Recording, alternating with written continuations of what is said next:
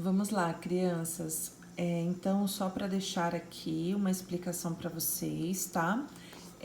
Da página 34, continuando aí sobre os registros de escrita, né? Tudo que a gente descobriu aí na aula passada, que foi falado da cultura material.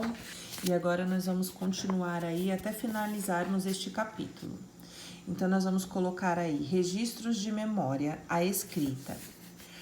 A escrita representa o resultado de um processo de desenvolvimento da comunicação e entre os povos antigos tinha uma importante função na vida religiosa e econômica, pois os rituais e a coleta de impostos, por exemplo, eram registrados, tá? Então eles usavam aí a escrita, né, para esses rituais, tá? Tanto religioso quanto econômico. As primeiras formas de escrita conhecidas foram desenvolvidas há cerca de 5.500 anos. Então, tem desde lá do homem pré-histórico, né, como nós já conversamos, que eles faziam os registros nas cavernas, né, nas paredes e no teto das cavernas, que eles contabilizavam aí o número de caças, né, e o número de pessoas do grupo que eles tinham naquela época. Eles andavam em bandos, né? Andavam em grupos.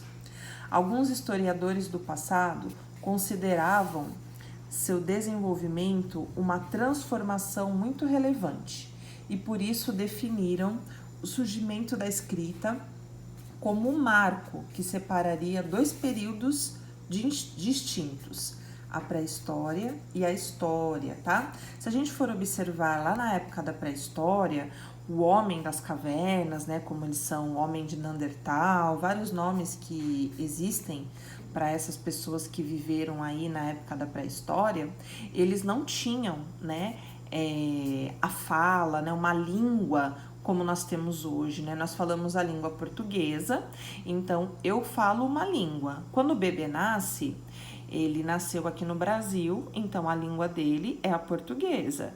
Ele vai começar, se ele não tiver nenhum tipo de deficiência, né, nenhum problema com a fala ou com a escuta, ele vai aprender, né? E aquilo que a gente falar mais cedo ou mais tarde, ele vai começar a falar e vai começar a se desenvolver. A partir do momento que eu aprendi uma língua, que eu aprendi a falar, eu já estou me comunicando melhor, né? O nenê, antes de falar, o que ele usa para se comunicar? O choro, né? Quando alguma coisa incomoda a criança, ela chora, até que ela aprende aí as primeiras palavrinhas, e aí conforme vai crescendo, vai formando pequenas frases, até que consegue dominar a fala. Depois disso, é um outro processo, é onde a criança vai se alfabetizar. Então, ela vai aprender a ler e a escrever, né? E nessa época aqui da pré-história, não existiam isso. Eles formaram uma maneira de se comunicar, né? Então, era através desses registros que eles faziam nas paredes das cavernas, tá?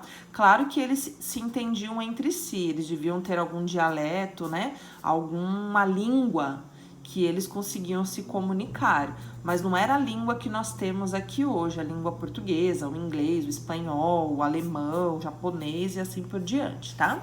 E aí também nós temos aqui, ó, a diferença dos marcos, tá? Da pré-história e a história.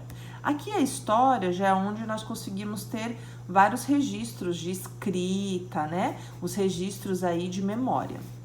Eles acreditavam que os registros escritos eram os recursos essenciais para conhecer a vida dos povos do passado.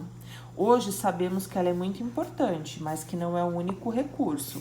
Se a gente for olhar na época da pré-história, o que a gente tem aí de registro? São os marcos nas paredes, né? Que eles faziam os registros utilizando lá aquelas pigmentações que nós tínhamos. E a história, a gente consegue encontrar já documentos com escritas, né, que facilitavam a vida deles aí, tá bom? Eu só vou dar uma pausa rapidinho e já retorno aí com vocês, tá? Só um minutinho.